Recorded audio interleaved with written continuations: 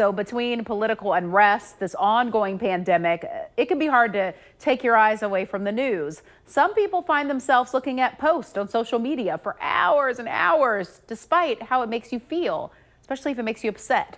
If you do this, you might be a victim of doom scrolling, but there are ways to stop your social media spirals. This year, more than 3 billion people will log on to social media. Most spend an average of 38 minutes on Facebook each day. That number jumps to 3 hours a day if you're younger than 24. In total, it's estimated the average adult will spend 6 years and 8 months of their life on social media. How much time do you spend scrolling? Maybe about 1 or 2 hours a day.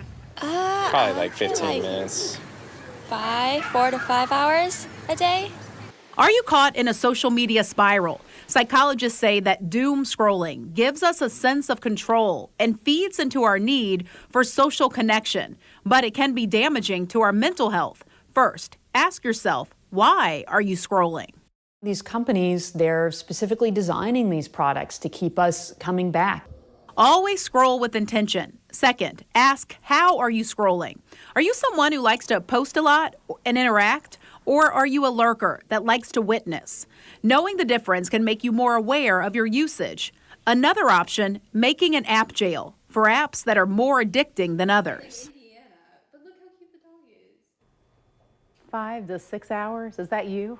So to create an app jail, put all the social media apps that you spend the most time on in one folder. Add a 1-minute timer to each app. So when that minute's up, just close the app.